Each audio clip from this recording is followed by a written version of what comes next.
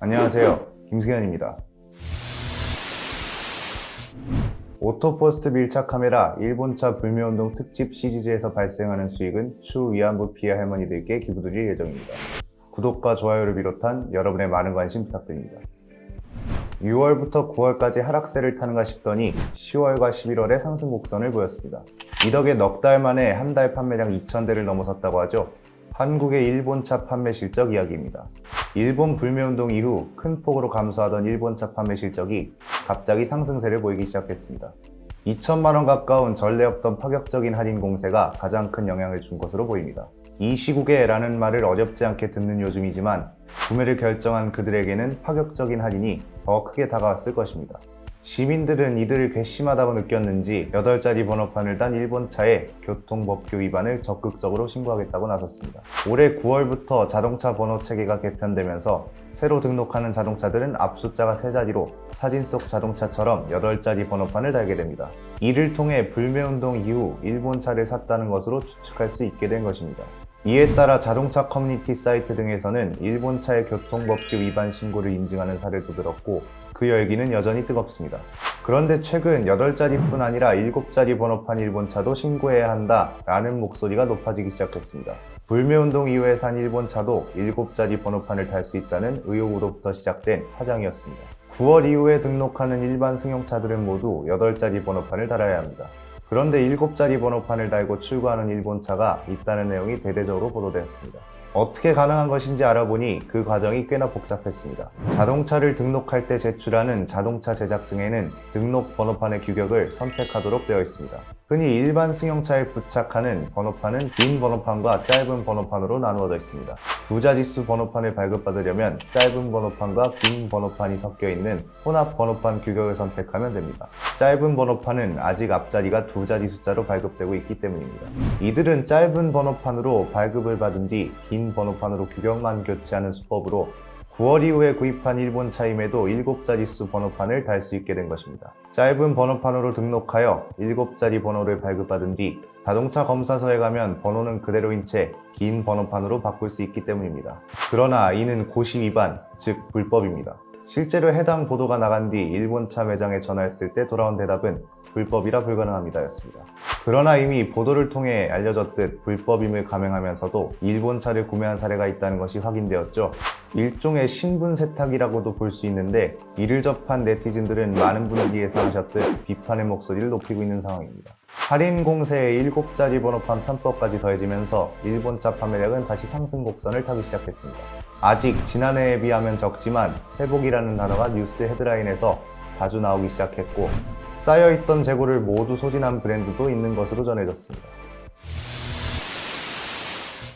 내 몸속에 일본 놈들의 총알이 6개나 박혀 있습니다. 그건 죽음을 불사하는 한전의 걸음이었습니다, 재판장님. 그는 동지를 배신하고 일본의 앞잡이로 변신했으나 해방 이후 독립군 행세를 하며 재판에서 무죄를 선고받고 살아남았습니다. 그것도 매우 명예롭게 말입니다. 영화는 실제 이야기들을 모티브로 하여 만들어졌고 청산되지 않은 역사의 그림자를 보여주기도 했습니다. 마치 영화에서처럼 가짜 독립유공자 행세로 3대를 이어온 가족의 실화도 엄연히 존재합니다. 친일파가 독립유공자로 둔갑하여 훈장을 받았다거나 심지어는 친일파가 그 훈장을 심사하는 위치에 있었던 그리 오래되지 않은 흑역사도 있으니 그리 놀라운 일만은 아닙니다. 식민 지배의 그림자가 그만큼 오래도록 드리워져 있었다는 것입니다. 그러나 어찌 보면 그토록 오래되었다는 시간은 이제 한 세기도 채 되지 않은 고작 70여 년, 우리가 피지배의 아픔을 기억하고 잊지 않으려고 노력하는 만큼 그들에게는 지배의 기억을 잊지 않았을 고작 70여 년일지도 모릅니다. 일본차 사주면 무기가 되어 우리에게 돌아온다. 한국의 일본차 판매 실적 회복을 본 어느 네티즌의 말입니다. 대공황이라 불리던 일본 경제는 한국전쟁 군수물자를 팔며 기적적으로 살아날 수 있었고 그들이 피 한 방울 흘리지 않으면서 전쟁의 수혜를 누리는 동안 희생당한 것은 우리 시민들이었습니다. 그 당시 일본 총리가 한국전쟁은 신이 일본에 내린 선물이다 라는 말을 했을 정도로 한국전쟁으로 가장 큰 수혜를 본 것은 일본이었습니다. 불과 얼마 전까지만 해도 한국 자동차 시장은 일본차 천하였습니다. 토요타는 2017년과 2018년 2년 연속으로 매출 1조 원을 웃돌아 사상 최대 매출을 갈아치웠고, 혼다 역시 2018년 매출이 전년 대비 12.3% 늘어난 4,673억 원으로 사상 최대 매출을 기록했습니다. 그런데 갑자기 문득 든 의문 하나, 그들은 흔히 말하는 이 시국에 왜 유독 한인에 인색한 것인가?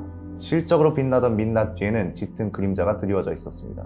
금융감독원 자료에 따르면 토요타 코리아, 한국 닛산, 혼다 코리아의 평균 부패 비율은 약 386%, 과거에 비해 대폭 줄었다고는 하나 개별 기업의 부채 비율은 여전히 200%를 넘는다고 하죠.